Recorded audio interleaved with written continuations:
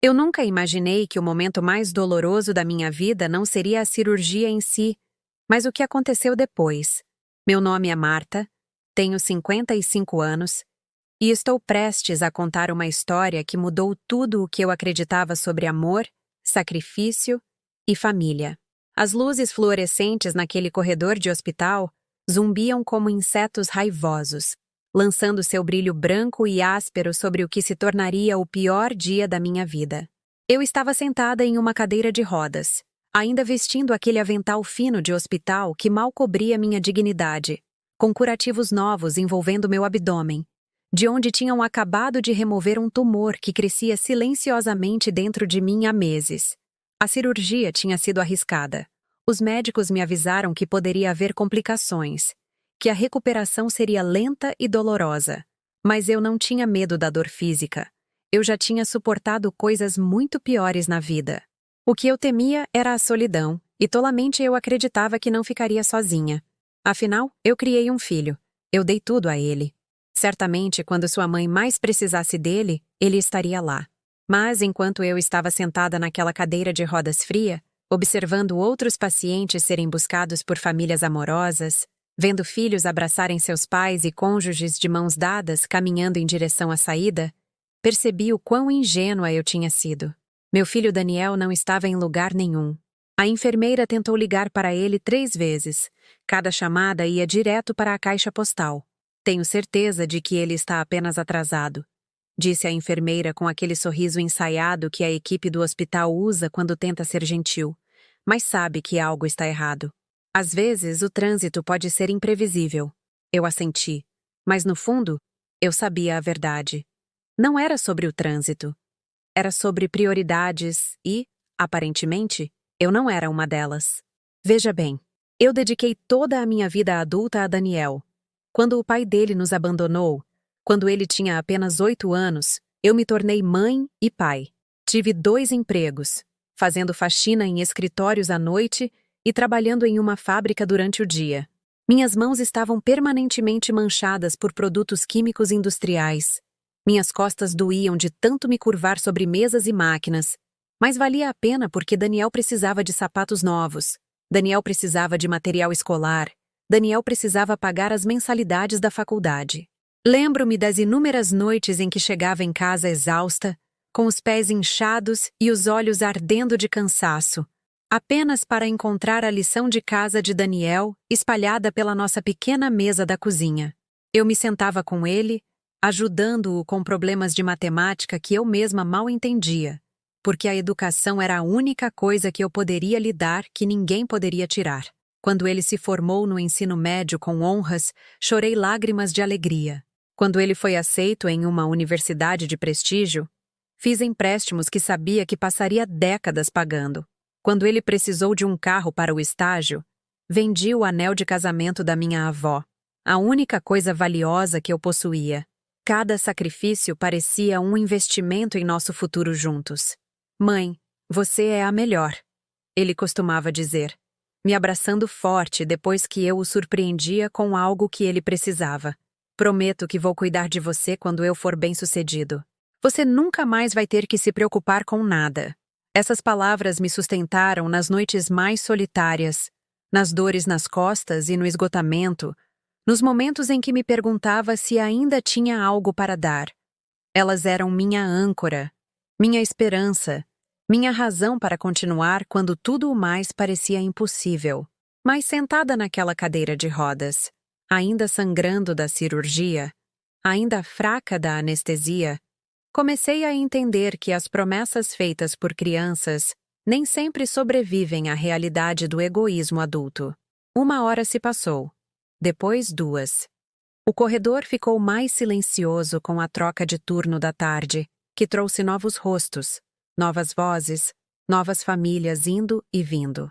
Eu observei todos eles, esses estranhos que pareciam ter o que eu achava que tinha, pessoas que se importavam o suficiente para aparecer quando era mais importante. Meu celular finalmente tocou quando o céu da noite estava ficando roxo do lado de fora das janelas do hospital. Era o número de Daniel, e meu coração saltou de alívio e esperança. Ele provavelmente estava preso no trânsito, provavelmente procurando freneticamente por uma vaga para estacionar, provavelmente morrendo de preocupação com a mãe. Daniel? Atendi, minha voz fraca, mas grata. Filho, estou esperando por você. A cirurgia correu bem, mas preciso que você pegue meus remédios na farmácia antes que ela feche. Houve uma pausa do outro lado da linha. Um silêncio que durou o suficiente para fazer meu estômago se contrair com um pavor desconhecido. Mãe, não vou conseguir ir hoje, disse ele com a voz monótona e sem emoção, como se estivesse recusando um convite para um jantar casual em vez de abandonar sua mãe em um hospital. Estou ocupado com coisas do trabalho. Você dá um jeito. Mas, Daniel, sussurrei, a confusão e o desespero surgindo em minha voz. Eu mal consigo andar. O médico disse que não devo dirigir por pelo menos uma semana. Eu só preciso que você... Olha, não vou gastar meu dinheiro com seus remédios. Ele interrompeu, suas palavras me atingindo como golpes físicos. Você se meteu nessa enrascada com seus problemas de saúde. Se vira. E então ele desligou. Fiquei olhando para o meu celular, certa de que o que acabara de acontecer era algum tipo de engano, um terrível mal-entendido que poderia ser esclarecido com outra ligação. As palavras ecoavam em minha mente. Não vou gastar meu dinheiro com seus remédios. Isso, vindo do filho cuja educação superior eu paguei com dinheiro que não tinha. Isso, vindo do jovem cujas necessidades eu priorizei acima das minhas por 27 anos. Isso, vindo da criança que eu embalei para dormir quando ele tinha pesadelos, cuja febre eu passei a noite inteira monitorando, cujo coração partido eu remendei quando sua primeira namorada o deixou. A enfermeira, que tinha sido tão gentil mais cedo, apareceu ao lado da minha cadeira de rodas, com uma expressão preocupada. Ela claramente ouviu o suficiente da conversa para entender o que havia acontecido. Tem mais alguém para quem eu possa ligar, querida? Ela perguntou gentilmente, sua mão repousando no meu ombro com o tipo de conforto maternal que percebi que eu tinha dado a vida inteira, mas nunca recebido. Olhei para ela através de lágrimas que não percebi que estavam caindo e balancei a cabeça. Não havia mais ninguém. Passei tantos anos focada em ser a mãe de Daniel que esqueci de construir uma vida além dele. Meus amigos se afastaram enquanto eu trabalhava em vários empregos e dedicava cada momento livre às suas necessidades. Meus próprios sonhos foram deixados de lado tão completamente que eu mal conseguia lembrar quais eram. Não, sussurrei, minha voz mal audível acima do zumbido da ventilação do hospital. Não há mais ninguém. Aquela enfermeira gentil, cujo nome descobri ser Patrícia, me ajudou a entrar em um táxi naquela noite. Ela até pagou por meus medicamentos do próprio bolso, recusando-se a me deixar reembolsá-la. Às vezes, temos que ser a família que gostaríamos de ter, ela me disse enquanto me entregava a sacola da farmácia. Suas palavras ecoariam em minha mente por meses. A viagem de táxi para casa parecia um cortejo fúnebre. Cada esquina me lembrava de momentos com Daniel. O parque onde o ensinei a andar de bicicleta, a sorveteria onde comemorávamos suas boas notas, a biblioteca onde passamos inúmeras tardes de sábado quando eu não podia pagar por outro entretenimento. Todas essas memórias, antes preciosas, agora pareciam manchadas pela consciência do quão pouco significavam para ele. Meu pequeno apartamento me acolheu com o silêncio de um túmulo.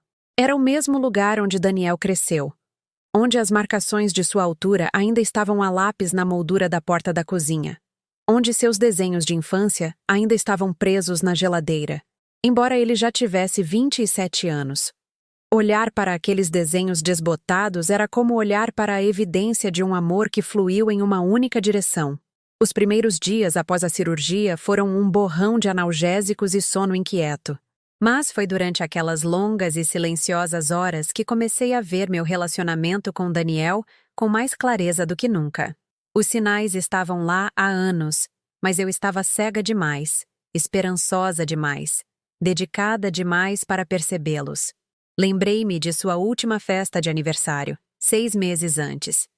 Passei semanas planejando, cozinhando suas comidas favoritas, convidando seus amigos, comprando para ele um relógio caro que eu não podia pagar. Quando ele abriu o presente, mal olhou para ele antes de deixá-lo de lado. Valeu, mãe. Ele disse com o entusiasmo que alguém poderia mostrar ao receber uma correspondência indesejada. Mais tarde naquela noite, ouvi-o falando com a namorada ao telefone. É só uma coisinha barata que minha mãe me deu. Provavelmente vou trocar. A namorada, Sara, 24 anos, bonita, de uma família rica, dona de uma rede de restaurantes. Ela deixou seus sentimentos sobre mim claros desde o momento em que Daniel nos apresentou. A maneira como ela olhava para meu apartamento modesto, meus móveis de segunda mão, minhas mãos gastas pelo trabalho, era o olhar que alguém dá a algo desagradável que é forçado a tolerar. O Daniel merece coisa melhor. Ela sussurrou para ele uma vez, sem perceber que eu estava ao alcance da voz na minha própria cozinha. Quando você vai parar de deixar ela te puxar para baixo? E lentamente, gradualmente, ele começou a concordar com ela.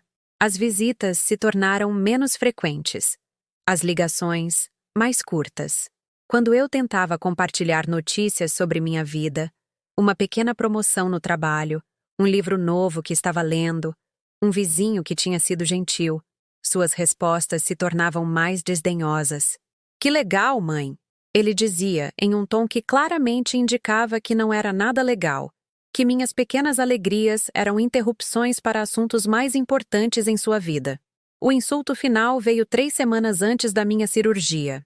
Liguei para contar sobre o tumor, sobre a operação iminente, sobre como eu estava com medo. Sua resposta ficou gravada na minha memória. Bem, você está envelhecendo, mãe. Essas coisas acontecem. Tenho certeza que você vai ficar bem. Nenhuma oferta para ir comigo às consultas médicas. Nenhuma pergunta sobre meu prognóstico. Nenhum reconhecimento de que sua mãe estava enfrentando a possibilidade de um câncer, sozinha. Apenas uma dispensa casual, como se eu tivesse ligado para reclamar do tempo. Mas mesmo assim, mesmo depois daquela indiferença esmagadora, eu me agarrei à esperança de que, quando o momento realmente importasse, quando eu estivesse vulnerável em uma cama de hospital, meu filho se lembraria de quem o criou. Eu me convenci de que a crise despertaria qualquer amor que ainda existisse entre nós. Em vez disso, a crise revelou a verdade que eu tinha medo de enfrentar. Eu havia criado um estranho que me via como nada mais do que uma obrigação, da qual ele estava ansioso para se livrar. O telefone tocou ocasionalmente durante minha recuperação. Nunca era Daniel. Às vezes era Patrícia, checando como eu estava me curando. Às vezes era minha supervisora no trabalho, perguntando quando eu poderia voltar. Às vezes eram ligações automáticas de empresas de cobrança, vozes mecânicas exigindo pagamentos por despesas médicas que meu plano de saúde não cobria. Mas nunca meu filho. Eu me pegava parada na janela da cozinha por horas, olhando para o bairro onde outras famílias pareciam funcionar da maneira que eu sempre imaginei que as famílias deveriam. Eu via filhos adultos visitando seus pais idosos, via netos brincando nos quintais, enquanto as avós observavam com alegria óbvia. Testemunhava o tipo de amor intergeracional que eu sempre presumi que seria minha recompensa por décadas de sacrifício. Uma tarde, enquanto eu caminhava lentamente até a caixa de correio, ainda me movendo com cuidado por causa das minhas incisões em cicatrização, encontrei Dona Sônia, minha vizinha há 15 anos. Ela sempre fora gentil, sempre perguntava sobre Daniel com interesse genuíno. Eu não a via desde antes da cirurgia, e seu rosto se iluminou quando me viu. Marta, como você está se sentindo? O Daniel me contou sobre sua operação quando o vi pegando umas coisas no seu apartamento na semana passada. As palavras me atingiram como água fria. Daniel esteve no meu apartamento? Quando? Por quê? E por que ele não se deu ao trabalho de ver como eu estava enquanto esteve aqui?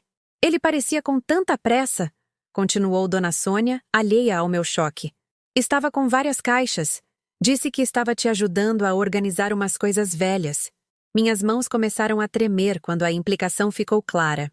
Murmurei uma desculpa qualquer para Dona Sônia e voltei correndo para dentro. Meu corpo em recuperação protestando contra a urgência repentina de meus movimentos. Fui direto para o meu quarto, para o armário onde guardava meus bens mais preciosos. A caixa de sapatos que continha as joias da minha mãe havia sumido. As pequenas economias que eu mantinha escondidas em uma lata de café velha, dinheiro que eu estava guardando para emergências, sumiram. Até os porta-retratos de prata que continham nossas fotos de família haviam desaparecido, deixando apenas as fotografias espalhadas na prateleira como memórias abandonadas. Ele havia me roubado. Enquanto eu estava em uma cama de hospital, me recuperando de uma cirurgia, meu próprio filho entrou na minha casa e roubou as poucas coisas de valor que eu possuía. Coisas que não valiam apenas dinheiro, mas eram peças insubstituíveis da minha história, do legado da minha família. Sentei na minha cama e chorei pela primeira vez desde o hospital. Não apenas pelos itens roubados, mas pela morte de algo que eu não percebi que já estava morrendo. A relação mãe-filho que eu havia valorizado, nutrido e sacrificado tudo para preservar, não passava de uma ilusão. Eu estava amando um fantasma, cuidando de alguém que havia deixado de existir há muito tempo, se é que algum dia existiu. O Daniel que eu criei, o menino que costumava me trazer dentes de leão do quintal e chamá-los de flores, o adolescente que uma vez me abraçou e prometeu cuidar de mim para sempre. Essa pessoa se foi. Em seu lugar, havia um estranho que me via como nada mais do que uma fonte de culpa, inconveniência e, agora, aparentemente, dinheiro fácil. Naquela noite, liguei para o número dele uma última vez. Eu precisava ouvi-lo admitir o que tinha feito. Precisava entender como alguém poderia roubar da própria mãe enquanto ela se recuperava de uma cirurgia. A chamada foi direto para a caixa postal, como todas as outras. Mas desta vez, deixei uma mensagem. Daniel, eu sei que você pegou minhas coisas. Eu sei que você esteve no meu apartamento enquanto eu estava no hospital. Eu só quero entender por quê. Depois de tudo que eu te dei, depois de tudo que eu sacrifiquei, como você pôde fazer isso comigo? Ele nunca retornou a ligação, mas, de alguma forma, sentada em minha casa violada, cercada pela evidência da traição do meu filho, senti algo mudar dentro de mim. A necessidade desesperada de seu amor, o peso esmagador de sua rejeição, a esperança sufocante de que as coisas pudessem de alguma forma melhorar entre nós, tudo isso começou a se transformar em outra coisa. Algo que parecia quase um alívio. 3 semanas após minha recuperação, tomei uma decisão que provaria ser o erro mais humilhante da minha vida. Apesar de tudo o que havia acontecido, apesar do roubo e do abandono, me convenci de que talvez Daniel estivesse apenas passando por uma fase difícil. Talvez Sarah o estivesse influenciando mal. Talvez se eu pudesse apenas tentar mais uma vez, mostrar a ele o quanto eu ainda o amava, poderíamos consertar o que havia sido quebrado. Eu sempre fui uma lutadora. Quando o pai dele nos deixou, eu me desisti. Quando o dinheiro estava curto, encontrei maneiras de fazê-lo render. Quando Daniel tinha dificuldades na escola, trabalhei com ele até que ele tivesse sucesso. Essa situação não seria diferente, disse a mim mesma. Eu só precisava me esforçar mais, amar mais, dar a ele mais uma chance de se lembrar quem eu era para ele. Então fiz algo que me faz encolher de vergonha até hoje, meses depois. Planejei uma visita surpresa ao seu apartamento. Eu nunca tinha estado no lugar que ele dividia com Sarah. Nos 2 anos em que moravam juntos, ele nunca me convidou. Quando eu perguntava sobre uma visita, ele sempre tinha desculpas. Eles estavam muito ocupados. O lugar era muito pequeno. Sarah não estava se sentindo bem. Eu aceitei essas rejeições com a paciência de uma mãe que não queria parecer insistente ou exigente. Mas agora, com meu mundo desmoronando e meu relacionamento com meu filho por um fio, decidi aparecer sem avisar. Eu levaria seus cookies caseiros favoritos, aqueles que eu costumava fazer para seus eventos escolares. Eu pediria desculpas por qualquer mal-entendido que tivesse causado essa distância entre nós. Eu provaria que ainda era a mãe amorosa e solidária de que ele um dia precisou. O prédio ficava em uma parte da cidade que eu raramente visitava, todo de vidro e aço e carros caros na garagem. Parada no saguão com piso de mármore, cercada por arte moderna e móveis de design, senti cada um dos meus 55 anos, cada mancha em minhas roupas de loja de departamento, cada calo em minhas mãos de trabalhadora. Peguei o elevador até o 14º andar, meu coração batendo com uma mistura de nervosismo e esperança. Talvez esse grande gesto fosse exatamente o que precisávamos. Talvez me ver fazer esse esforço lembraria a Daniel de todas as vezes que me desdobrei por ele quando era mais jovem. Fiquei do lado de fora do apartamento 1407 por 1 minuto inteiro antes de bater, ensaiando o que diria, tentando projetar uma confiança que não sentia. Através da porta, pude ouvir vozes. A risada de Daniel, a risadinha mais aguda de Sarah, o som de música e conversa que sugeria que eles estavam recebendo convidados. Quando Daniel abriu a porta, seu rosto passou por uma série de expressões que nunca esquecerei enquanto viver. Primeiro confusão, depois reconhecimento. Então, algo que pareceu quase pânico e, finalmente, resignação misturada com uma irritação inconfundível. "Mãe", disse ele, sem se afastar para me deixar entrar, sem perguntar sobre minha recuperação, sem mostrar nenhum sinal de que estava feliz em me ver. "O que você está fazendo aqui?" Atrás dele, pude ver sua sala de estar lindamente decorada. Sarah estava lá, vestida com um elegante vestido preto, o cabelo perfeitamente penteado. Havia outras pessoas também. Casais bem vestidos segurando taças de vinho, o tipo de reunião sofisticada que eu só tinha visto em filmes. "Eu trouxe cookies", disse eu, erguendo o pote como uma oferenda de paz, de repente ciente de quão patética eu devia parecer. "Os seus favoritos", com gotas de chocolate. "Pensei que talvez pudéssemos conversar, e eu poderia conhecer seus amigos." Sarah apareceu atrás de Daniel, seu rosto com uma expressão de horror mal disfarçado. "Daniel", disse ela em um sussurro teatral que era claramente para eu ouvir. "Pensei que você tinha dito que ela não seria mais um problema." As palavras me atingiram como um golpe físico. Um problema. Era nisso que eu havia me tornado para meu próprio filho. Não uma mãe, não família, não alguém merecedor de respeito básico. Apenas um problema a ser administrado e, esperançosamente, eliminado. "Não é uma boa hora, mãe", disse Daniel, olhando para seus convidados com óbvio constrangimento. "Estamos oferecendo um jantar para algumas pessoas importantes do negócio do pai da Sarah. São potenciais investidores. E... eu entendo", interrompi, embora não entendesse nada. "Eu só pensei, talvez depois que seus convidados fossem embora, nós poderíamos..." "Olha", disse ele, baixando a voz, mas não o suficiente para manter suas palavras em segredo. "Você não pode simplesmente aparecer aqui sem avisar. Esta é a nossa casa, e você não se encaixa na nossa vida aqui." Eu o encarei. Este estranho usando o rosto do meu filho, falando palavras que pareciam projetadas para causar o máximo de dano com precisão cirúrgica. "Você não se encaixa na nossa vida." Como se eu fosse uma pessoa qualquer, tentando me inserir onde não pertencia, em vez da mulher que havia criado a própria vida que ele agora estava vivendo. Um dos convidados do jantar, um homem de terno caro, aproximou-se da porta com curiosidade. "Está tudo bem, Daniel?" Ele perguntou, olhando para mim com o tipo de confusão educada que as pessoas reservam para interrupções inesperadas em seus planos noturnos. "Está tudo bem", disse Daniel rapidamente. "É só... uma pessoa do meu antigo bairro." Ela já estava de saída. "Uma pessoa do meu antigo bairro. Não sua mãe, não a mulher que o criou. Apenas alguém de seu passado que ele estava ansioso para dispensar e esquecer." Sarah deu um passo à frente, seu sorriso afiado como vidro quebrado. "Sinto muito", disse ela para mim com uma doçura falsa. "Mas como você pode ver, estamos no meio de algo importante. Talvez você pudesse ligar da próxima vez antes de visitar?"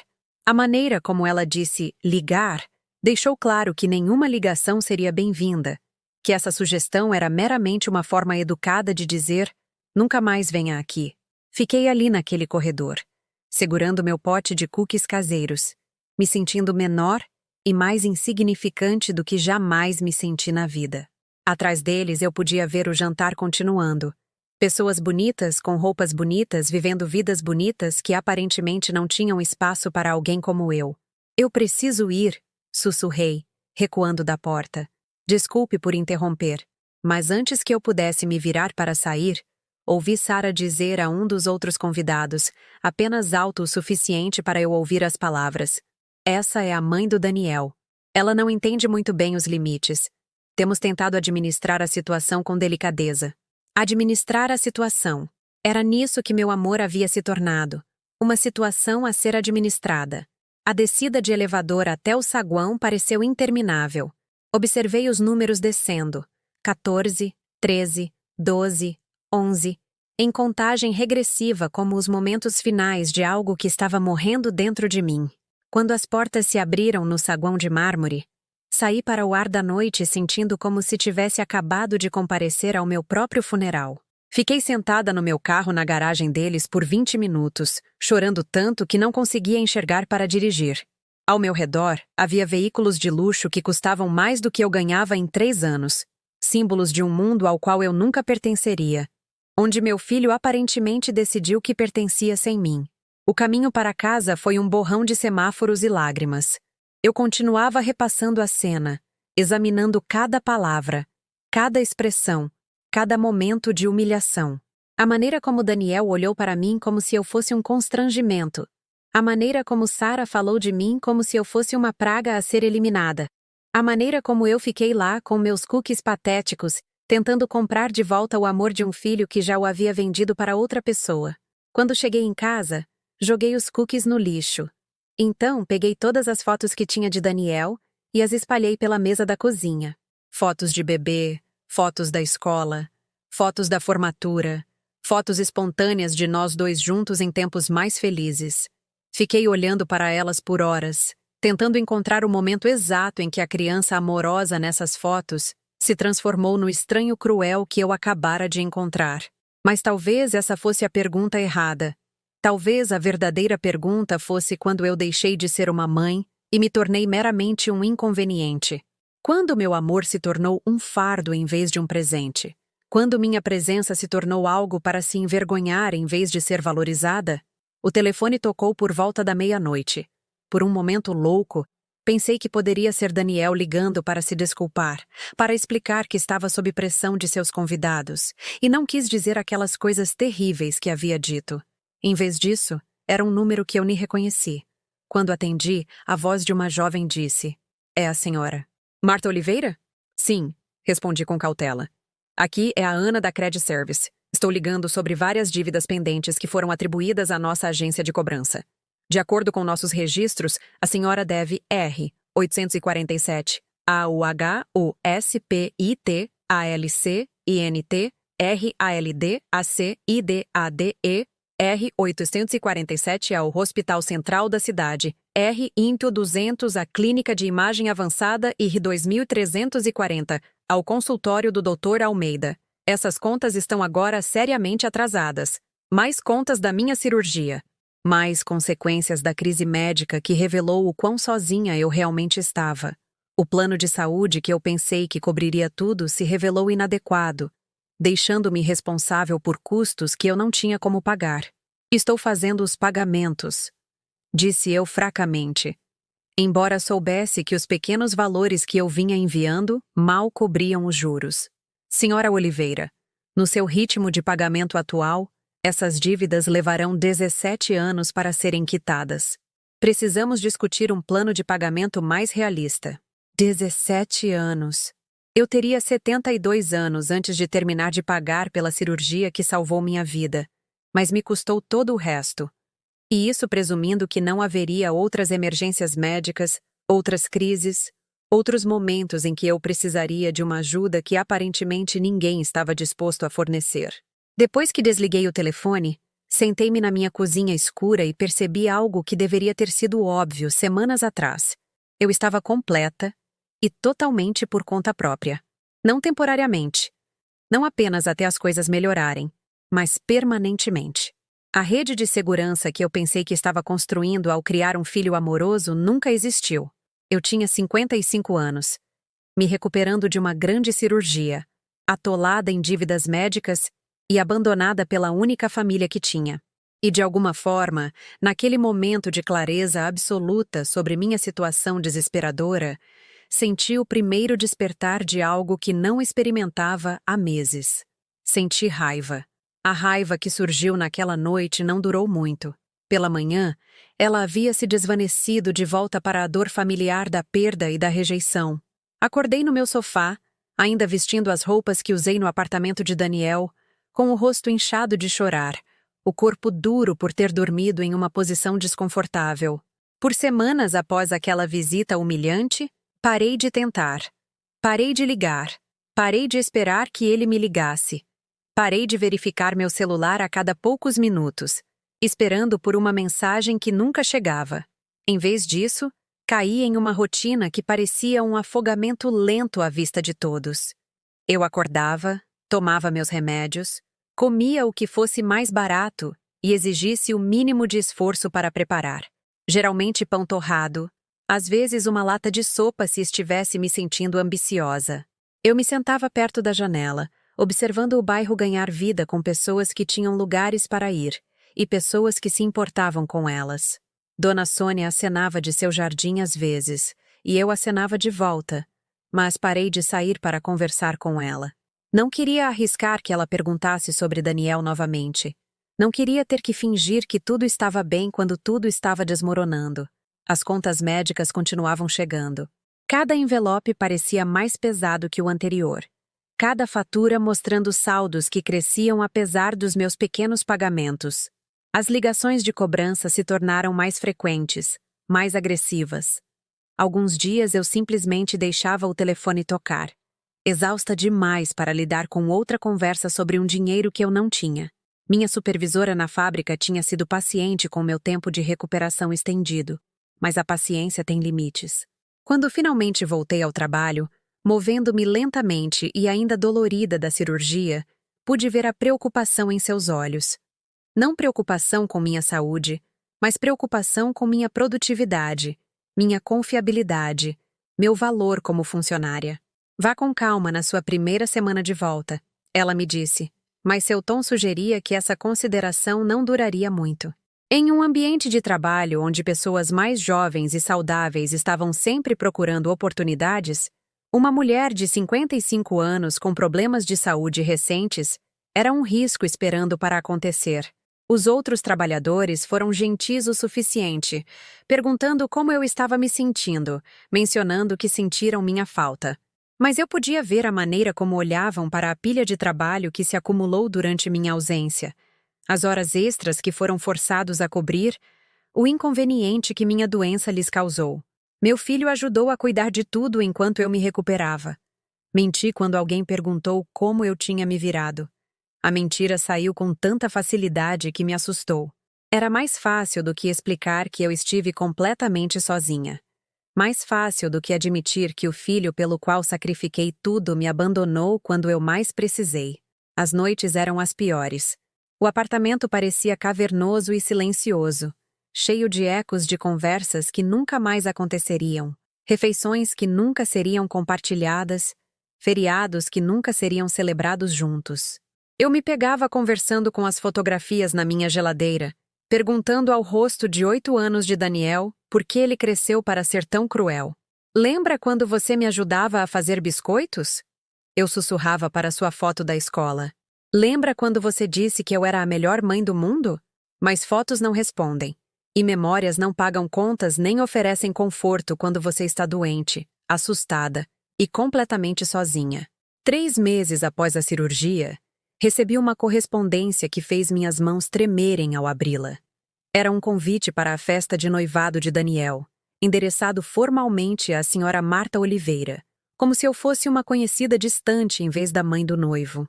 O convite era elegante, de aparência cara, com letras douradas anunciando o futuro casamento de Daniel Oliveira e Sarah Mitchell. A festa seria no Clube de Campo Morumbi, um lugar tão exclusivo que eu só tinha ouvido falar em conversas passageiras no trabalho. No final, em letras menores, mencionava que o casal tinha lista de presentes em várias lojas sofisticadas, onde os presentes começavam com preços que representavam metade do meu salário mensal.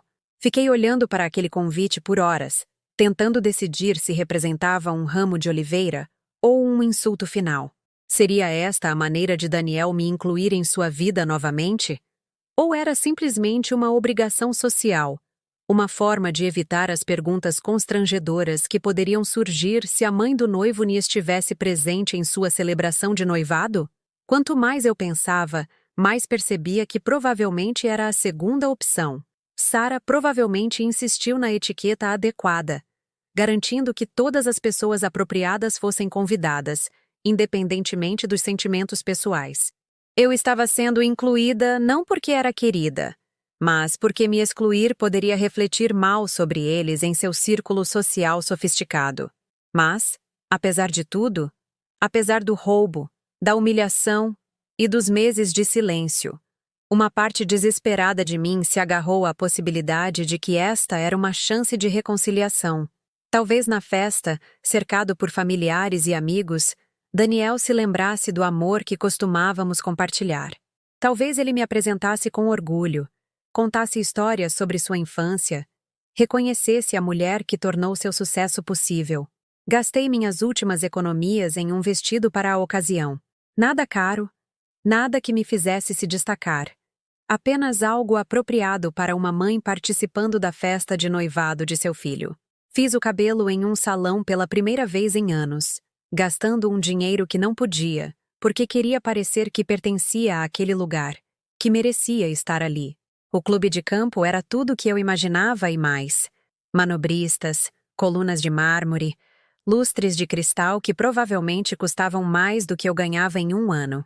Ao atravessar aquelas portas, senti-me como uma impostora vestindo uma fantasia, tentando me misturar com pessoas que pertenciam a um mundo que eu nunca poderia entrar. A festa de noivado estava a todo vapor quando cheguei. Pessoas bonitas com roupas bonitas, segurando taças de champanhe e conduzindo o tipo de conversas sofisticadas que eu só tinha ouvido em filmes. E lá, no centro de tudo, estava Daniel. Ele parecia elegante em seu terno caro, confiante e bem-sucedido, em todos os sentidos o jovem talentoso que eu o criei para se tornar. Sara estava ao lado dele em um vestido que provavelmente custava mais do que meu aluguel mensal. Seu anel de noivado capturando a luz como uma pequena estrela em seu dedo. Aproximei-me deles nervosamente, segurando o pequeno presente que havia trazido. Um porta-retrato gravado com "Ao meu filho e sua linda noiva", que levei semanas para economizar. "Daniel", disse eu suavemente, tocando seu braço para chamar sua atenção. Ele se virou e, por um momento, vi algo passar por seu rosto. Surpresa, talvez até um toque de prazer genuíno em me ver. Mas então Sara apareceu ao seu lado, e sua expressão voltou àquela máscara familiar de indiferença educada. "Mãe", disse ele com a voz cuidadosamente neutra. "Que bom que você pôde vir." Mas mesmo enquanto ele falava essas palavras, eu podia vê-lo olhando ao redor, verificando quem poderia estar assistindo a essa interação, calculando a rapidez com que poderia terminá-la sem causar uma cena. Estendi o presente, de repente ciente de quão modesto ele parecia em comparação com os presentes elaborados exibidos em uma mesa próxima. "Eu trouxe isso para vocês dois", disse eu. "Sei que não é muito, mas..." "Muito atencioso", interrompeu Sara, pegando o presente com um sorriso que nunca chegou aos seus olhos. "Vamos adicionar à coleção." E assim, entendi que minha presença estava sendo tolerada, não bem-vinda. Eu era uma obrigação social a ser administrada, uma parente potencialmente embaraçosa a ser tratada com polidez cuidadosa até que eu pudesse ser dispensada. Nas 2 horas seguintes, fiquei nos cantos e ao longo das paredes, observando meu filho celebrar seu futuro com pessoas que não sabiam que eu existia. Quando conhecidos perguntavam a Daniel sobre sua família, ele mencionava os pais de Sara, seus negócios bem-sucedidos, suas conexões sociais. Quando alguém perguntava especificamente sobre sua mãe, ele dava respostas vagas e desdenhosas, que deixavam claro que o assunto não valia a pena. Eu o observei rir e brincar com o pai de Sara, um empresário de sucesso que claramente aprovava seu futuro genro. Eu o observei abraçar a mãe de Sara, uma mulher elegante que o acolheu em sua família com afeto óbvio. Eu o observei posar para fotos com todos, exceto comigo. Na hora dos brindes, o pai de Sara falou eloquentemente sobre dar as boas-vindas a Daniel em sua família, sobre o futuro brilhante que esperava o feliz casal. A mãe de Sara falou sobre como eles eram perfeitos juntos, como tiveram sorte de se encontrarem. Ninguém mencionou a mulher que criou Daniel, que sacrificou tudo para tornar seu sucesso possível, que o amou antes que qualquer outra pessoa soubesse que ele existia. Conforme a noite terminava, fiz uma última tentativa de me conectar com meu filho. Encontrei-o sozinho por um momento, ajustando a gravata em um espelho. Daniel, disse eu em voz baixa, estou tão orgulhosa de você. Sei que não tenho dito o suficiente, mas tudo o que você conquistou, tudo o que você se tornou, faz todos os tempos difíceis valerem a pena. Ele me olhou pelo espelho, e por um segundo, pensei ter visto um vislumbre do menino de que me lembrava. Mas então, ele se virou. Obrigado, mãe. Preciso voltar para a Sara. E ele se afastou, deixando-me parada sozinha na frente daquele espelho, olhando para uma mulher que eu mal reconhecia. Uma mulher cujo amor fora considerado insuficiente, cuja presença era um constrangimento, cuja própria existência parecia ser algo que seu próprio filho queria esquecer. Saí da festa sem me despedir de ninguém. Dirigi para casa por ruas cheias de pessoas comemorando o sábado à noite. Pessoas que tinham família e amigos e lugares onde pertenciam. De volta ao meu pequeno apartamento, sentei-me à mesa da cozinha e olhei ao redor para a vida que construí. Os móveis modestos que economizei por anos para comprar. As fotografias de Daniel em todas as fases de sua vida. Os cartões de Dia das Mães que ele me fez no ensino fundamental, ainda presos na minha geladeira depois de todos esses anos. Tudo de repente parecia um museu para algo que nunca existiu de verdade. Um santuário para um relacionamento que foi unilateral desde o início. Mas eu ainda tinha algo. Algo que eles tinham esquecido. Algo que não sabiam que existia. E talvez, apenas talvez, fosse hora de lembrar quem eu era antes de me tornar a mãe de Daniel. Antes de me perder amando alguém que nunca aprendeu a me amar de volta. O algo que eu tinha era uma carta, escondida em uma velha caixa de joias que Daniel não se deu ao trabalho de roubar, envolta em papel de seda amarelado pelo tempo. Havia uma carta que minha mãe escreveu para mim pouco antes de morrer. Eu tinha me esquecido completamente dela até aquela noite, depois da festa de noivado, quando estava revendo fotos e memórias antigas, tentando entender como me tornei tão invisível na vida do meu próprio filho. Minha mãe tinha sido uma mulher forte, mais forte do que eu jamais lhe dei crédito quando era jovem, e achava que sabia tudo sobre a vida e o amor. Ela criou 3 filhos praticamente sozinha depois que meu pai morreu em um acidente de fábrica, trabalhando em vários empregos e nunca reclamando, nunca nos fazendo sentir como fardos, mesmo quando o dinheiro era escasso e as opções eram limitadas. Mas foi só quando abri aquela carta, sentada à mesa da minha cozinha às 2 da manhã com lágrimas ainda secando em meu rosto, que entendi quanta sabedoria ela tentou me passar. Minha querida Marta, começava a carta com sua caligrafia cuidadosa. Se você está lendo isto, então eu já me fui, e você provavelmente está enfrentando um momento difícil em sua vida. Estou escrevendo isso porque há coisas que nunca tive coragem de dizer enquanto estava viva. Lições que aprendi tarde demais para compartilhar com você, quando talvez pudesse ouvi-las. Eu quase podia ouvir sua voz enquanto lia, aquele tom gentil, mas firme que ela usava quando estava prestes a me dizer algo importante que eu provavelmente não queria ouvir. Você sempre teve o maior coração de todos os meus filhos, continuava a carta. Mesmo quando menina, você dava seu lanche para os colegas que esqueciam o deles, cuidava de pássaros feridos até sararem. Chorava quando via pessoas sendo cruéis umas com as outras. Essa bondade é seu maior dom, mas também é seu maior perigo. Parei de ler, lembrando quantas vezes minha mãe me avisou sobre ser generosa demais, confiante demais, disposta demais a sacrificar minhas próprias necessidades pelos outros. Na época, pensei que ela estava sendo pessimista, talvez até um pouco egoísta. Agora, comecei a entender que ela estava tentando me proteger exatamente da situação em que me encontrava. Existe uma diferença, ela escreveu, entre amar alguém e se perder nessa pessoa. Eu vi você fazer isso com namorados no colégio, dando tanto de si mesma que esquecia quem era sem eles. Eu temia que você fizesse a mesma coisa quando se tornasse mãe, e acho que talvez você tenha feito. As palavras doeram porque eram verdadeiras. Eu me defini inteiramente através do meu relacionamento com Daniel, medindo meu valor por suas conquistas, meu sucesso por sua felicidade. Quando as pessoas me perguntavam sobre mim, eu falava sobre ele. Quando tinha tempo livre, passava pensando no que poderia fazer por ele. Quando sonhava com o futuro, era sempre sobre o futuro dele. Nunca o meu. Ouça-me com atenção, minha querida filha, continuava a carta. O amor não deve te diminuir. O amor verdadeiro, o amor saudável, faz as duas pessoas crescerem.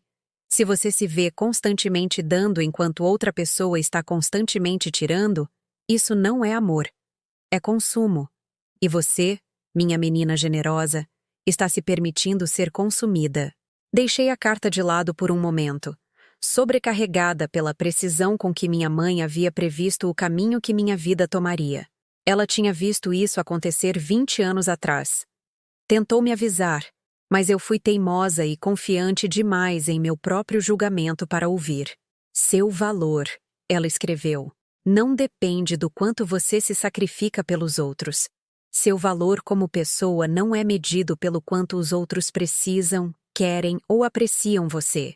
Você é valiosa simplesmente porque existe. Simplesmente porque é uma boa pessoa com um coração bondoso e um espírito forte. A carta continuava a me contar sobre suas próprias lutas, seus próprios erros no amor e na maternidade. Ela escreveu sobre momentos em que deu demais, confiou demais, sacrificou-se prontamente demais. Ela escreveu sobre o momento em que aprendeu a dizer não, a estabelecer limites, a proteger seu próprio coração mesmo amando os outros. Quero que você me prometa uma coisa, concluía a carta. Prometa-me que você nunca vai esquecer quem você era antes de se tornar esposa de alguém, mãe de alguém, cuidadora de alguém. Aquela garota, aquela jovem com sonhos e ambições e uma vida própria, ela ainda está dentro de você. E se as pessoas em sua vida não podem amar e apreciar essa pessoa completa, então elas não merecem nenhuma parte de você. Quando terminei de ler, o amanhecer estava surgindo do lado de fora da janela da minha cozinha. Fiquei sentada observando o sol nascer sobre um bairro onde morei por 15 anos, mas nunca pertenci de verdade. Onde estive tão focada em ser a mãe de Daniel que esqueci de ser Marta Oliveira. Pela primeira vez em meses, comecei a pensar em quem era essa pessoa. Antes de Daniel, antes do casamento, antes de aprender a me definir inteiramente pelas necessidades e expectativas de outras pessoas, quem eu tinha sido? Lembrei-me da garota que adorava ler, que sonhava em viajar para lugares que só tinha visto nos livros. Lembrei-me da jovem que queria aprender idiomas, que era fascinada por diferentes culturas, que se imaginava fazendo um trabalho importante que importava.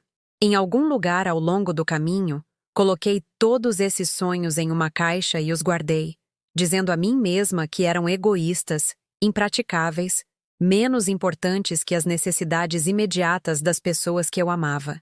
Eu me convenci de que ser uma boa mãe significava nem ter ambições além da maternidade, nenhuma identidade além do papel que desempenhava na vida de outra pessoa. Mas a carta da minha mãe me lembrou que eu era uma pessoa completa antes de Daniel nascer, e que eu poderia ser uma pessoa completa depois que ele se foi. Os sonhos que abandonei não estavam mortos. Estavam apenas adormecidos, esperando que eu me lembrasse de que existiam. Naquela manhã, pela primeira vez desde a minha cirurgia, não passei meu tempo pensando em Daniel. Em vez disso, fui à biblioteca pública e peguei livros sobre tópicos que me interessavam.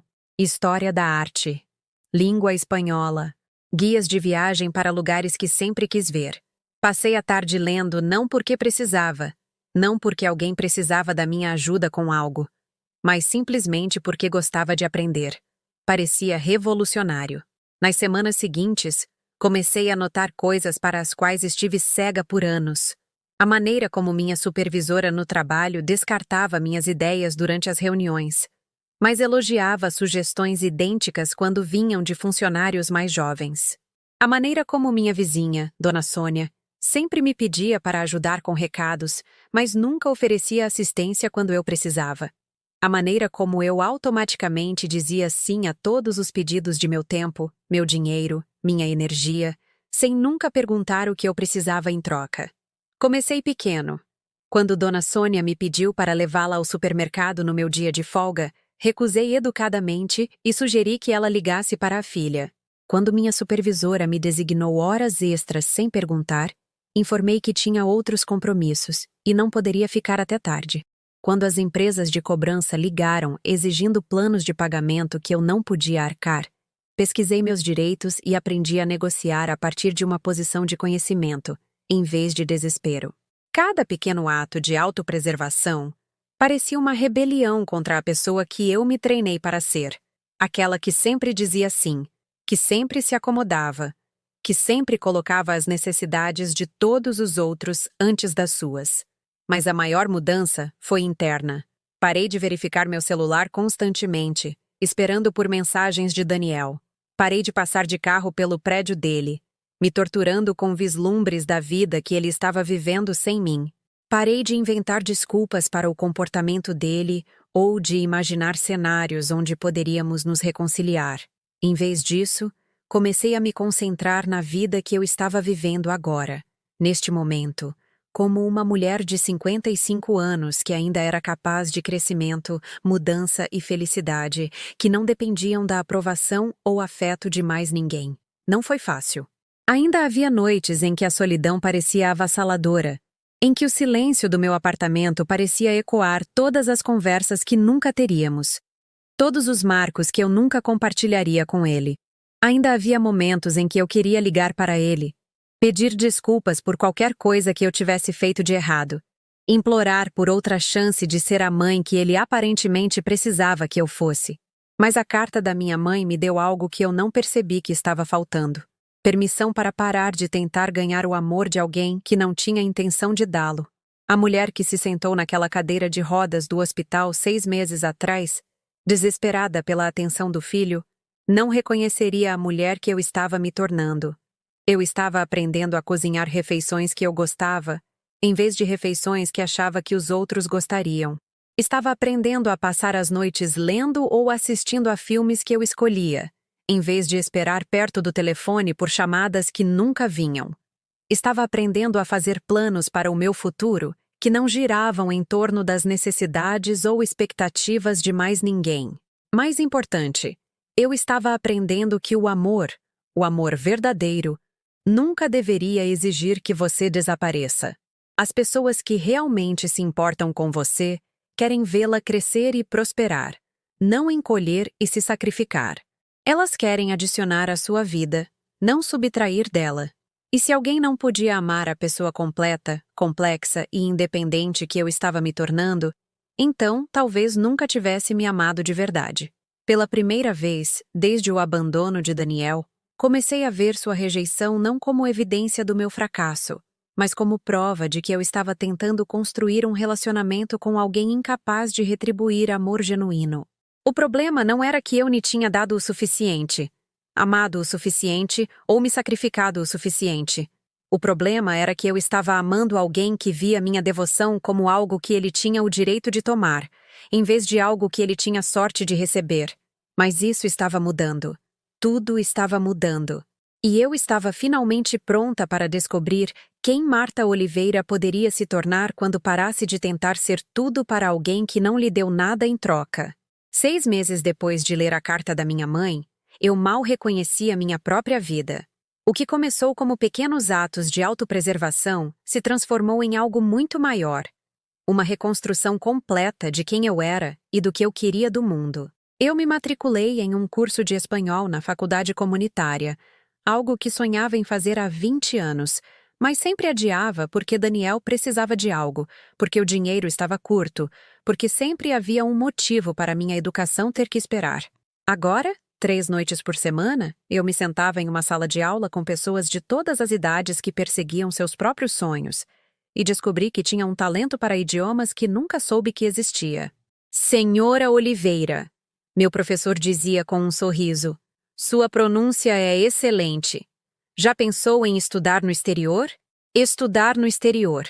A sugestão teria parecido impossível 6 meses atrás, quando toda a minha identidade estava envolvida em estar disponível para um filho que nunca ligava.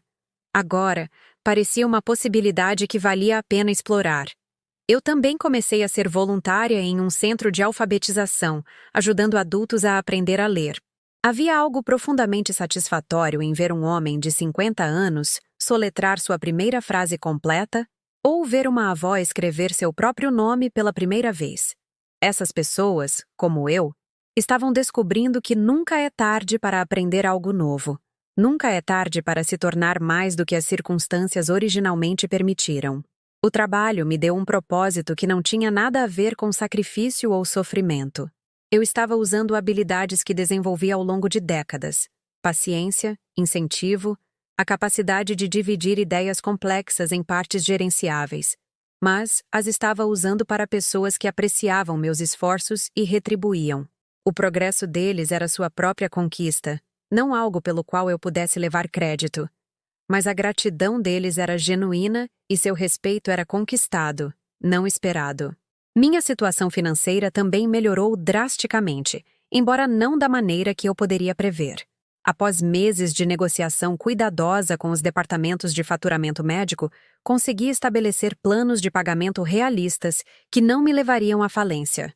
Mais importante, aprendi a defender a mim mesma, a fazer perguntas sobre cobranças, a contestar taxas que pareciam irracionais. Mas a verdadeira mudança veio quando me candidatei a uma vaga no centro de alfabetização, uma vaga remunerada para coordenar seus programas de voluntariado. A diretora, uma mulher chamada Helena, que imigrou do México 30 anos antes e construiu o centro do nada, viu algo em mim que eu estava apenas começando a ver em mim mesma. Você tem uma habilidade natural para ensinar, ela me disse durante a entrevista. Mas mais do que isso, você entende o que significa recomeçar, reconstruir quando tudo desmorona. É exatamente isso que nossos alunos precisam ver, que é possível criar uma nova vida em qualquer idade. O salário era modesto, mas suficiente para cobrir minhas despesas sem o estresse constante com o qual vivi por meses. Mais importante, o trabalho parecia significativo de maneiras que meu emprego na fábrica nunca pareceu. Eu estava ajudando pessoas a mudarem suas vidas. E no processo, estava mudando a minha. Meu apartamento, que pareceu um túmulo por tanto tempo, começou a parecer um lar novamente. Reorganizei os móveis, não para acomodar visitantes que nunca vinham, mas para criar espaços onde eu pudesse ler, estudar e seguir hobbies que havia esquecido que gostava. Pendurei quadros novos nas paredes, não fotos de Daniel, mas gravuras de lugares que queria visitar, citações de livros que me inspiravam, obras de arte que criei em uma aula de pintura que comecei a frequentar nos fins de semana. A mudança mais dramática foi em como eu respondia aos pedidos de outras pessoas por meu tempo e energia. Dona Sônia ainda morava ao lado, mas eu não me sentia mais obrigada a largar tudo sempre que ela precisava de um favor. Quando ela me pedia para levá-la a lugares, eu sugeria alternativas ou me oferecia para ajudá-la a organizar o transporte. Quando ela reclamava de sua família ou de sua saúde, eu ouvia com compaixão, mas não tentava resolver seus problemas por ela. Você mudou, ela me disse uma tarde, e havia algo quase acusatório em seu tom, como se minha recusa em estar infinitamente disponível fosse de alguma forma uma traição à nossa amizade. Sim, respondi simplesmente. Mudei. Eu não pedi desculpas por ter mudado. Não me expliquei nem tentei fazê-la se sentir melhor pelo fato de eu não ser mais a pessoa com quem ela podia contar para resolver qualquer inconveniente que surgisse em sua vida. A antiga Marta teria passado horas a tranquilizando, teria se sentido culpada por estabelecer limites. Provavelmente teria acabado concordando com o que quer que ela precisasse só para evitar conflito. A nova Marta entendia que o desconforto dos outros com o meu crescimento me era minha responsabilidade administrar. No trabalho, eu também me tornei uma pessoa diferente. Em vez de aceitar silenciosamente quaisquer tarefas que me eram dadas, comecei a me manifestar nas reuniões, a compartilhar ideias, a defender mudanças que melhorariam as condições de trabalho para todos. Algumas das minhas sugestões foram implementadas, outras foram descartadas, mas eu não media mais meu valor pela aprovação dos outros às minhas contribuições. A supervisora da fábrica, que antes me tratava como uma peça substituível de maquinário, Começou a me ver com algo que se aproximava de respeito. Quando anunciei que estava saindo para a vaga no centro de alfabetização, ela pareceu genuinamente desapontada. Você foi uma de nossas trabalhadoras mais confiáveis, disse ela, o que antes teria soado como o maior elogio que eu poderia receber. Agora eu entendia que confiabilidade sem reconhecimento, lealdade sem cuidado recíproco, era apenas outra forma de não ser valorizada. Mas a mudança mais significativa foi como eu pensava sobre o Daniel.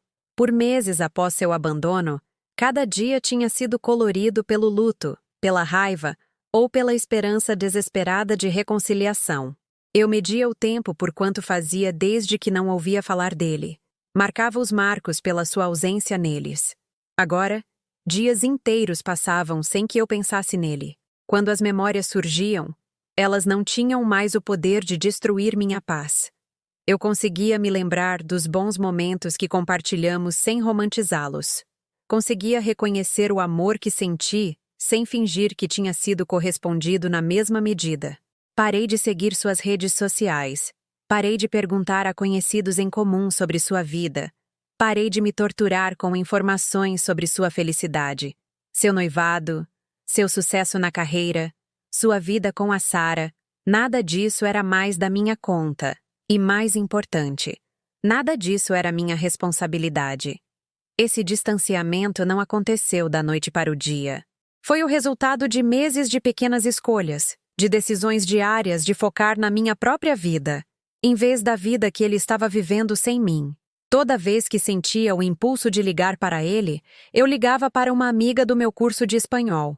Toda vez que queria passar de carro pelo seu apartamento, eu ia à biblioteca, ao parque, ou a qualquer outro lugar que pertencesse à minha nova vida, em vez da minha antiga dor. Eu também comecei a fazer terapia, algo que resisti por anos porque parecia admitir o fracasso.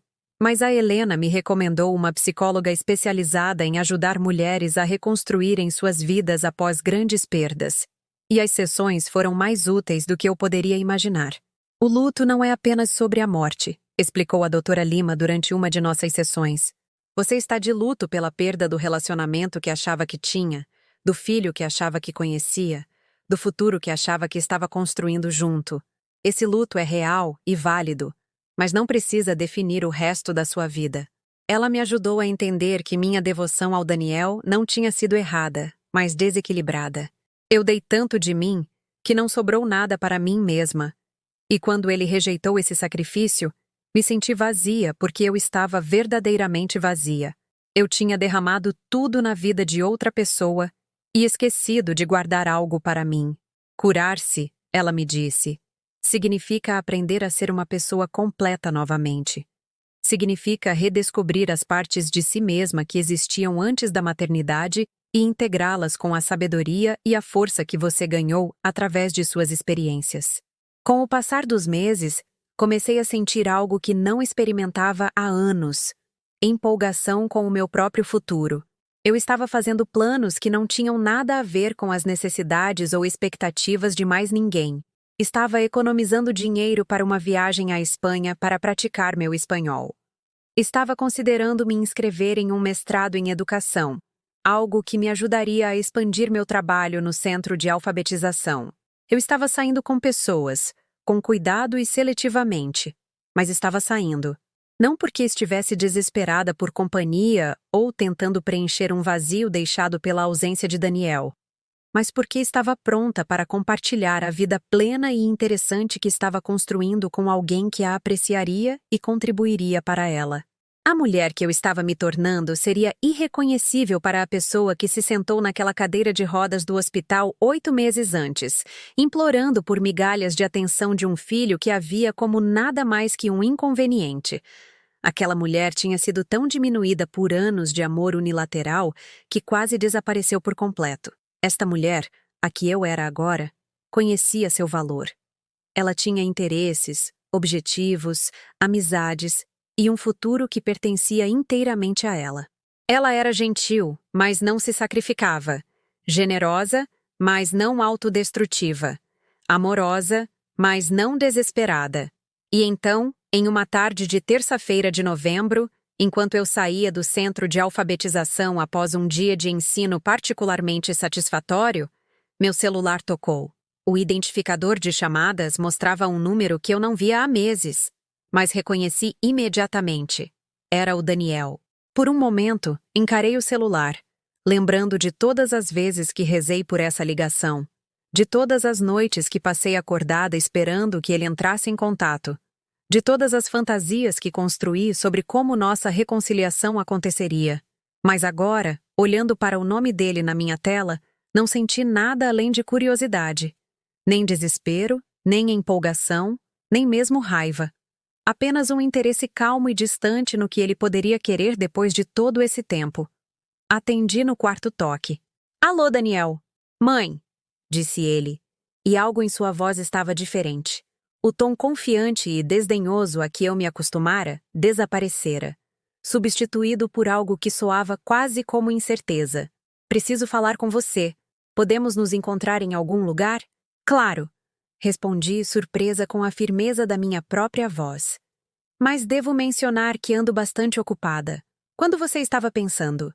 A pausa que se seguiu me disse tudo o que eu precisava saber sobre o motivo da ligação. Não se tratava de reconciliação ou pedido de desculpas. Tratava-se de necessidade. A necessidade dele, não a minha. E pela primeira vez na minha vida adulta, eu estava curiosa para ver o que meu filho precisava da mulher que ele havia descartado. Nos encontramos em um pequeno café perto do centro de alfabetização, um lugar que eu havia descoberto durante minha nova vida e que passei a amar por sua atmosfera tranquila e seu excelente café. Cheguei primeiro. Escolhi uma mesa perto da janela onde a luz da tarde era quente e dourada, e pedi o de sempre. Um cappuccino e um doce que antes eu teria considerado caro demais para um agrado casual à tarde. Quando Daniel entrou pela porta, fiquei impressionada com o quão diferente ele parecia. Longe estava o jovem confiante e polido que me dispensou em sua festa de noivado. Essa pessoa estava desgrenhada, seu terno caro amassado e mal ajustado, seu rosto com os sinais inconfundíveis de estresse e noites sem dormir. Seu cabelo, geralmente perfeitamente penteado, parecia que ele o vinha bagunçando com as mãos repetidamente. Ele me viu imediatamente e se aproximou da mesa com passos hesitantes, como se não tivesse certeza de sua recepção. Por um momento, olhando para sua expressão incerta, senti um eco do velho instinto maternal de confortá-lo, de perguntar o que estava errado, de oferecer qualquer ajuda que ele precisasse. Mas permaneci sentada, calma e composta, esperando que ele explicasse por que havia solicitado esta reunião após meses de silêncio. "Oi, mãe", disse ele, sentando-se na cadeira à minha frente com óbvio desconforto. "Obrigado por me encontrar. Sei que já faz um tempo." 8 meses, respondi objetivamente, mexendo meu café com uma calma deliberada. "Sem contar a festa de noivado onde você me apresentou como uma pessoa do meu antigo bairro." A franqueza da minha resposta pareceu pegá-lo de surpresa.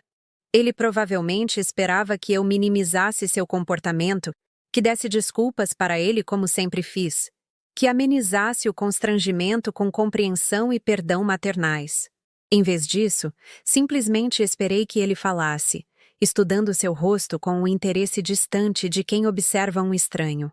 Esta não era a cena de reencontro que eu havia fantasiado durante os piores meses do meu luto, onde ele se desculparia em lágrimas e nós nos abraçaríamos e reconstruiríamos nosso relacionamento sobre uma base de respeito e amor mútuos. Isso era algo totalmente diferente. "Estou com problemas, mãe", disse ele finalmente, sua voz pouco acima de um sussurro. "Grandes problemas. A Sara me deixou. O noivado acabou. E há outros problemas. Problemas financeiros que não sei como resolver." Ele olhou para mim com olhos que continham um desespero que reconheci porque o vira no meu próprio espelho não muito tempo atrás. O desespero de alguém cuja vida cuidadosamente construída havia desmoronado, deixando-o sozinho, com medo, e agarrando-se à ajuda de qualquer um disposto a fornecê-la. "Sinto muito em ouvir isso", disse eu. E era verdade. Não porque me sentisse responsável por sua dor ou obrigada a consertá-la, mas porque eu genuinamente sentia por outra pessoa estar sofrendo. da mesma forma que sentiria por qualquer conhecido enfrentando dificuldades. A questão é, continuou ele, claramente lutando para formular seu pedido. Fiz alguns investimentos ruins. O pai da Sarah estava me dando conselhos sobre dinheiro e confiei nele completamente. Investi tudo o que tinha, mais dinheiro que peguei emprestado com meu salário como garantia, em alguns negócios que ele recomendou. Bebi um gole do meu café e esperei que ele continuasse, notando como ele já estava montando sua história para desviar a responsabilidade. Não tomei decisões financeiras ruins, mas confiei no conselho de outra pessoa. Não fui imprudente com o dinheiro, mas fui mal orientado. Acontece que ele estava me usando, Daniel prosseguiu, sua voz tornando-se mais amarga a cada palavra. Os investimentos eram falsos, esquemas elaborados para desviar dinheiro para seus outros negócios. Quando tudo ruiu, perdi tudo. Minhas economias, meu crédito, até meu emprego. A empresa me demitiu quando descobriram a confusão financeira em que me meti. Eu podia ver para onde essa história estava indo. Podia prever o pedido que estava por vir, mas o deixei continuar sem interrupção. Este era o momento dele de revelar quem ele realmente era. E eu estava curiosa para ver se ele assumiria alguma responsabilidade por suas escolhas, ou se tudo continuaria sendo culpa de outra pessoa. A Sarah descobriu sobre os problemas de dinheiro e terminou o noivado na mesma hora, disse ele, a voz embargada com o que parecia ser dor genuína. Ela disse que nem podia ficar com alguém tão estúpido com finanças, alguém em quem não se podia confiar para tomar boas decisões. Ela pegou o anel de volta e se mudou no mesmo dia. A ironia era quase esmagadora. Sarah, que o incentivou a me ver como inferior ao seu status social, o abandonou no momento em que seu status vacilou. A mulher que desprezava meu estilo de vida modesto fugiu quando o estilo de vida dele se tornou ainda mais modesto que o meu. O pai dela garantiu que eu não consiga outro emprego na área financeira, continuou Daniel. Ele tem contatos em todos os lugares e anda dizendo às pessoas que não sou confiável. Estou me candidatando há meses, mas ninguém me contrata. Finalmente, ele olhou diretamente para mim e vi algo em sua expressão que nunca tinha visto antes. Medo genuíno. Não os medos infantis que eu sempre corri para acalmar, mas o terror adulto diante das consequências de suas próprias ações. Estou prestes a perder meu apartamento, disse ele. Não consigo pagar o aluguel. Tenho vendido tudo o que possuo só para comprar comida. Mas não é o suficiente. Tenho dormido no carro algumas noites porque não tenho dinheiro para hotel. A ironia dramática de sua situação não me passou despercebida. Ali estava o jovem que se recusou a gastar dinheiro com os remédios de sua mãe, que a roubou enquanto ela se recuperava de uma cirurgia, que a tratou como um constrangimento a ser escondido de seus amigos sofisticados, agora enfrentando o mesmo tipo de desespero e risco de ficar sem teto que ele a forçou a suportar. Não tenho mais a quem recorrer, disse ele, a voz falhando completamente. A Sarah se foi. A família dela não quer saber de mim. Meus amigos do trabalho desapareceram. Eu sei que não fui um bom filho. Eu sei que te magoei. E me desculpe. Mas você é a única família que me resta. Aí estava. O pedido de desculpas que um dia desejei, entregue não por remorso genuíno, mas por necessidade desesperada. Ele estava arrependido agora, não porque entendia a dor que me causou, mas porque precisava de algo de mim e sabia que algum reconhecimento de erro era necessário para consegui-lo. O que exatamente você está me pedindo, Daniel? Disse eu em voz baixa. Preciso de um lugar para ficar, disse ele, as palavras saindo apressadas. Só por um tempo, até eu conseguir me reerguer. Sei que seu apartamento é pequeno, mas eu poderia dormir no sofá. Não vou dar trabalho, eu prometo. E talvez, se você pudesse me ajudar com um pouco de dinheiro, só o suficiente para passar as próximas semanas, ou... Pousei minha xícara de café e olhei para ele. Olhei de verdade. Pela primeira vez desde que ele se sentou. Este homem que uma vez me dispensou como alguém que nem se encaixava em sua vida, que me roubou quando eu estava mais vulnerável, que tratou meu amor como um fardo indesejado, agora estava me pedindo para salvá-lo das consequências de suas próprias escolhas. 6 meses atrás, eu teria dito sim imediatamente. Teria aberto minha casa, esvaziado minha conta poupança, sacrificado minha própria estabilidade para ajudá-lo, apenas grata pela chance de ser necessária para ele novamente. Teria visto essa crise como uma oportunidade de provar meu valor como mãe, de demonstrar que meu amor era incondicional e duradouro. Mas a mulher sentada neste café não era a mulher que implorou por sua atenção de uma cadeira de rodas de hospital. Esta mulher entendia a diferença entre amor e permissividade, entre ajudar e ser usada, entre lealdade familiar e autodestruição. Entendo, disse eu calmamente. Então, agora que você não tem dinheiro, nem emprego, nem noiva e nem amigos, gostaria de voltar para a vida que um dia achou tão embaraçosa. Gostaria de se mudar de volta para o apartamento modesto que desprezou, aceitar a ajuda da mãe que apresentou como uma estranha e contar com o apoio financeiro que um dia chamou de desperdício de dinheiro.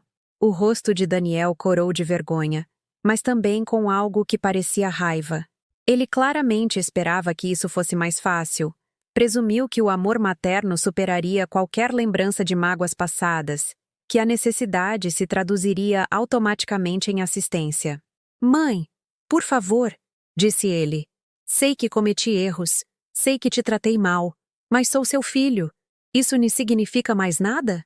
Olhei para ele por um longo momento.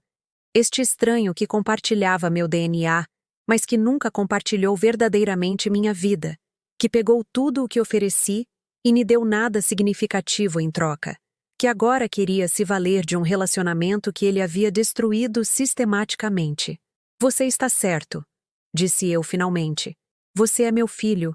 E porque você é meu filho, vou lhe dizer a verdade em vez de permitir seus padrões autodestrutivos. A verdade é que você criou esta situação através de suas próprias escolhas. Você escolheu confiar em alguém sem fazer sua própria pesquisa. Você escolheu investir dinheiro que não podia perder. Você escolheu pegar empréstimos contra sua renda futura. Você escolheu priorizar o sucesso material em vez de relacionamentos genuínos. Sua expressão mudou de esperança para confusão e para algo próximo ao pânico, à medida que ele percebia que esta conversa nem estava indo como ele esperava. Mais importante, continuei, você escolheu tratar as pessoas que te amavam como descartáveis. Você escolheu roubar sua mãe enquanto ela se recuperava de uma cirurgia. Você escolheu abandoná-la em um hospital quando ela precisava de ajuda básica. Você escolheu ter vergonha da mulher que sacrificou tudo pelo seu sucesso. Fiz uma pausa, deixando essas palavras assentarem, observando a realidade de sua situação começar a se manifestar para ele. Isso não foram erros, Daniel. Foram escolhas. E agora, você está enfrentando as consequências dessas escolhas, que é exatamente o que deve acontecer com adultos que tomam decisões egoístas sem considerar como elas afetam outras pessoas. Daniel me encarou do outro lado da mesa, sua boca abrindo e fechando como alguém que esqueceu como falar. O jovem confiante que uma vez me dispensou com crueldade casual estava lutando para compreender que sua mãe nem era mais a mulher desesperada e quebrada que ele abandonou em um corredor de hospital. Mas você é minha mãe, disse ele finalmente, como se esse fato biológico por si só devesse anular anos de maus tratos e meses de abandono. Você deveria me ajudar não importa o quê. É isso que as mães fazem. Eu sorri então, não com amargura ou raiva, mas com a clareza pacífica de alguém que finalmente aprendeu a diferença entre amor e autodestruição. Você está absolutamente certo, disse eu. É isso que as mães fazem. Ajudamos nossos filhos a se tornarem adultos responsáveis, atenciosos e independentes. Nós os ensinamos sobre consequências, sobre tratar os outros com respeito, sobre a importância de construir relacionamentos genuínos baseados no cuidado mútuo, em vez de um tomar unilateral. Enfiei a mão na bolsa e tirei um pedaço de papel que carregava há semanas, desde que suspeitei que este momento poderia eventualmente chegar. Era uma lista que escrevi durante uma das minhas sessões de terapia. Um registro de cada sacrifício que fiz por Daniel ao longo dos anos, cada centavo que gastei em sua educação e bem-estar, cada oportunidade que deixei passar para apoiar seus sonhos. Isto é como o amor de uma mãe se parece, disse eu, deslizando o papel pela mesa em sua direção. 18 anos colocando suas necessidades antes das minhas. Dezenas de milhares de reais em despesas com educação. Inúmeras horas de ajuda com a lição de casa. Apoio emocional e incentivo incondicional. 2 empregos simultâneos para pagar sua faculdade. O anel de casamento da minha avó vendido para te comprar um carro. Meus próprios sonhos adiados para que você pudesse correr atrás dos seus. Daniel olhou para o papel, seu rosto ficando mais pálido a cada item que lia. Tudo isso foi dado livremente, com alegria, porque eu acreditava que estava criando um filho que se tornaria um bom homem. Continuei. Um homem que entendia que o amor deve fluir em ambas as direções, que família significa cuidar um do outro em tempos difíceis, que o sucesso não tem sentido se vier ao custo de sua integridade e compaixão. Fiz uma pausa para tomar um gole do meu café, notando como as mãos de Daniel tremiam enquanto ele segurava o papel. Ao nosso redor, o café continuava seu ritmo normal da tarde. Outras pessoas tendo conversas agradáveis, estudantes estudando, casais compartilhando sobremesas. A vida normal prosseguindo como deveria, cheia de pessoas que entendiam como tratar umas às outras com gentileza básica. Mas, em vez disso, disse eu, criei alguém que via meu amor como um direito adquirido, em vez de um presente. Alguém que pegou tudo o que ofereci e não deu nada significativo em troca. Alguém que sentiu vergonha da mulher que tornou seu sucesso possível e que a abandonou no momento em que ela precisou de ajuda. Mãe, por favor, Daniel sussurrou, e pela primeira vez, ouvi algo que poderia ser remorso genuíno em sua voz, em vez de apenas manipulação estratégica. Sei que errei. Sei que te magoei. Mas estou desesperado. Não tenho para onde ir. Eu entendo que você está desesperado. Respondi calmamente. Lembro-me muito bem desse sentimento. Lembro-me de estar deitada em uma cama de hospital, tendo acabado de sobreviver a uma cirurgia, e ligar para meu único filho pedindo ajuda. Lembro-me de ouvir que ajudar a própria mãe seria um desperdício de dinheiro. Lembro-me de descobrir que meu filho me roubou, enquanto eu me recuperava de uma operação de risco. Daniel se encolheu a cada palavra, mas continuei sem piedade, não porque queria lhe causar dor, mas porque queria que ele entendesse a dimensão completa do que havia feito. Lembro-me de dormir no meu carro porque não podia pagar o aluguel, comer uma refeição por dia porque não tinha dinheiro para comida, escolher entre meus remédios e minhas contas de consumo porque não podia pagar ambos. Sabe qual foi a pior parte, Daniel? Não foi o desconforto físico ou mesmo o estresse financeiro. Foi a percepção de que a pessoa que eu mais amava no mundo me via como tão sem valor que meu sofrimento não importava para ela. Lágrimas escorriam pelo rosto de Daniel agora, mas não senti satisfação em sua dor, nenhum senso de vingança ou justificação. Não se tratava de puni-lo. Tratava-se de me recusar a permitir sua contínua irresponsabilidade e egoísmo. Mas sabe o que aprendi durante aqueles meses terríveis? Disse eu, minha voz ficando mais forte a cada palavra. Aprendi que valho mais do que o último recurso de alguém. Aprendi que o amor nunca deve exigir que eu desapareça, que sacrifique minha dignidade, que aceite crueldade em troca de migalhas de afeto. Aprendi que ser uma boa mãe não significa ser um capacho para um filho ingrato. Estendi a mão sobre a mesa e gentilmente peguei o papel de volta de suas mãos trêmulas, dobrando-o cuidadosamente e guardando-o na minha bolsa. Então não, Daniel. Não vou deixar você se mudar para o meu apartamento. Não vou te dar dinheiro para te salvar das consequências de suas próprias decisões ruins.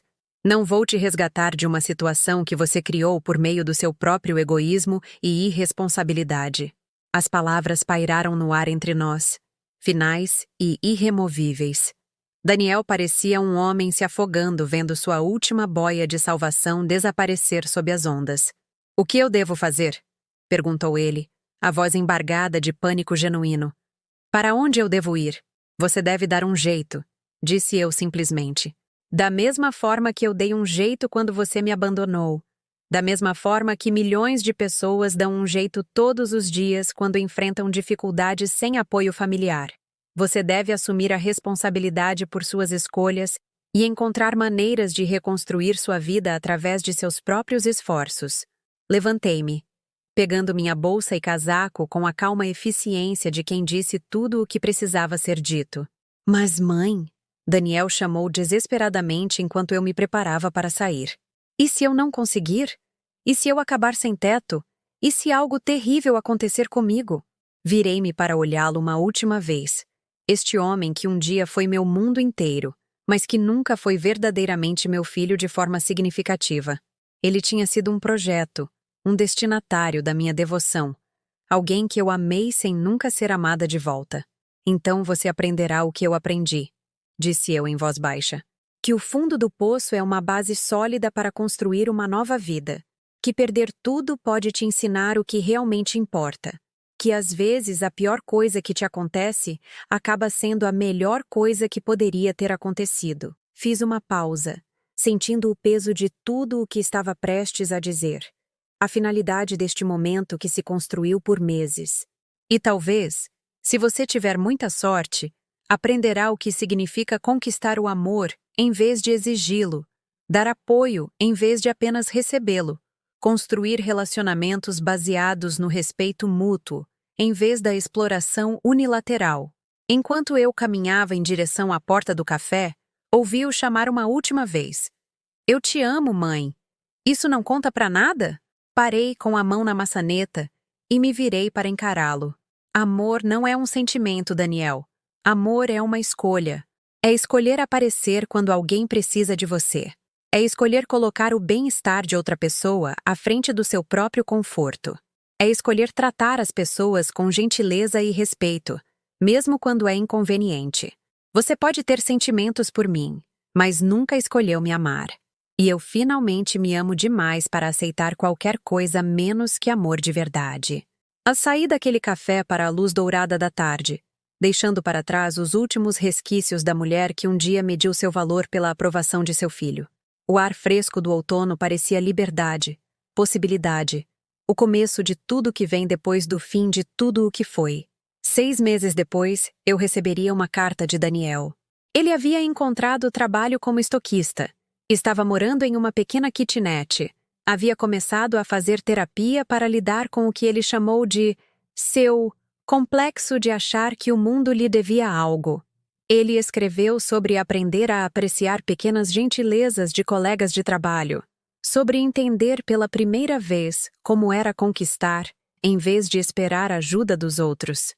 Ele escreveu que estava arrependido, verdadeiramente arrependido, pela dor que me causou.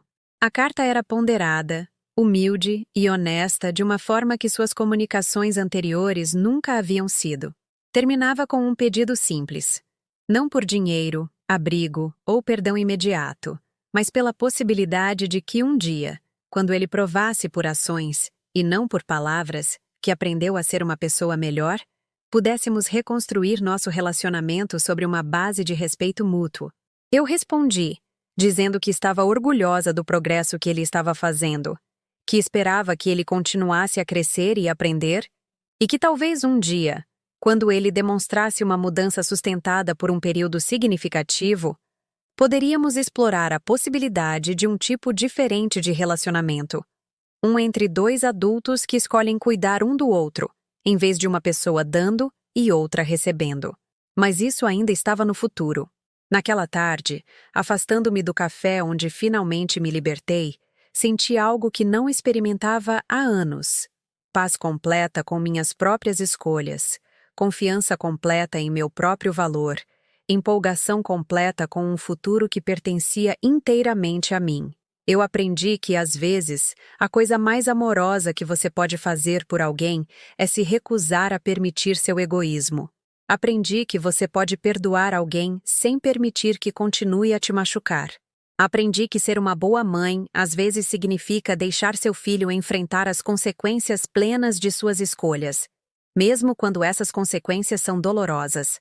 Mais importante, aprendi que eu nunca fui apenas a mãe de alguém. Eu era Marta Oliveira, uma mulher com sonhos, talentos, interesses e um valor que existia de forma completamente independente da opinião ou aprovação de qualquer outra pessoa. E essa mulher valia a pena proteger, investir, amar. As luzes fluorescentes daquele corredor de hospital pareciam uma vida atrás. A mulher quebrada na cadeira de rodas, implorando por migalhas de atenção de um filho ingrato, havia se transformado em alguém de quem eu tinha orgulho de ser. E eu sabia, com certeza absoluta, que nunca mais permitiria que ninguém me fizesse sentir invisível na minha própria vida. Eu estava finalmente livre, finalmente inteira, finalmente em casa na minha própria pele, e parecia o começo de tudo de belo que ainda estava por vir.